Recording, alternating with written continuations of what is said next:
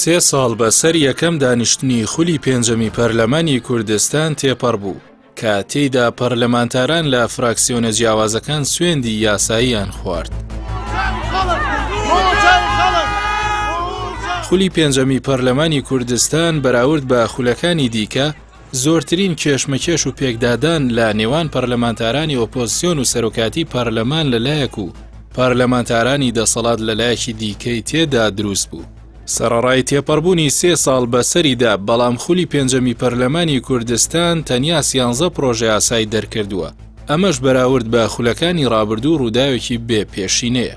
سەرۆکاتی خولی پێنجەمی پەرلەمان لەلایەن فراکسیۆنی پارتی و یەکێتیەوە ئیدارە دەدرێت، بەڵام فراکسیۆنی زەرد بە تەواوی دەستی بەسەر سەرۆکایەتیەکەدا گرتووە و ڕێگری لە هەر جۆرە فشارێک دەکات کە پەرلەمان بۆ سەر حکوومەتی دروست بکات. ئەگەر سەرنج بدرێتە کارەکانی ئەم خولەی پەرلەمان دەردەکەوێت لە بری چاودێری و لێپرسینەوە لە حکوومەت، کارئاسانی و چاوپۆشی بۆ بڕیار و هەنگاوە هەڵە و نایاساییەکانی کابینەکە دەکات، با تایبەت لەسەر پرسی موسە و داهاتەکان. کابینەی نوێمی حکوومەتی هەرێم کە لەلایەن مەسرور بارزانی کوڕەگەورەی مەسعود بارزانی سەرۆکی پارتی دیموکراتەوە پێکهێنراوە. هەر لە سەرەتاوە کار بۆ ئەوە کرا پەرلەمان نەتوانێت هیچ ڕێگریەکی یاسایی بۆ کابینەکەی دروست بکات. بۆ ئەو مەبەستەش سەرۆکاتی پەرلەمان بە تەواوی لەلایەن فراکسیۆنی پارتیەوە کۆنتڕۆڵ کرا و کەسێکی نزیک لە باڵی مەسرور بارزانی لە دەستەی سەرۆکایەتیەکەی دیاری کرا. هێمن هەورامی جێگری سەرۆکی پەرلەمان سەر بە باڵی مەسرور بارزانی هەژمار دەکرێت. پەیوەندی نزیکی لەگەڵ دەستگای هەواڵگیریەکانی پارتی هەیە کە ڕاستەوخۆ لەلایەن مەسرور بارزانیەوە سەرپەرشتی دەکرێن. پێشتر وەک ڕاوێژکاری سەرۆکی پارتی کاری کردووە. تەواوی ئەو تایبەتمەندیانە ویان کردووە لە پۆستی جێگری سەرۆکی پەرلەمان دابنرێت تا ڕێگە نەدات ئەو پرۆژە یاسایانەی دەبنە فشار لەسەر کابینەی حکوومەت نەچنە بەرنامەی کارەوە.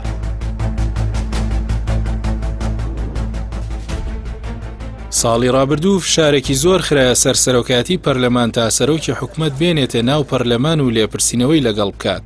بەڵام دەستەی سەرۆکاتی بەدەیان بیانووی جیاواز و ڕێگری لەوە کرد حکوومەت بۆ لێپرسینەوە بێنێتە پەرلەمان کە دواتر لەسەر داوای خۆی چووە پەرلەمان. ئێستا پەرلەمانی کوردستان لە سای سەرۆکاتیەکەیەوە بووەتە دامەزراوەیەکی بێکاریگەر.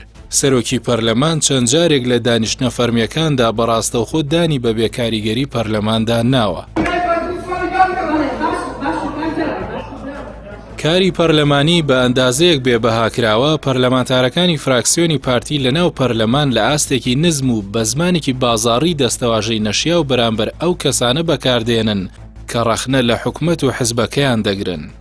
لە خولی ئەم جارەی پەرلەماندا پەرلەمانتار لە چەندین دانیشتندا بێبەش کراوە. هەڕەشە و چاوسوورکردنەوە، سندنەوەی پارێزبەندی بە بەکارهێنانی زۆرینە، بەکارهێنانی دەستەواژەی ئاستنزم لە کۆبوونەوەکاندا لە سیما دیارەکانی ئەم خولەی پەرلەمان بوون. بە دەنگی 57 ئەندامی پەرلەمان پارێزبەندی لە بەڕێز سۆران عومەر سەعید وەرگیرایەوە.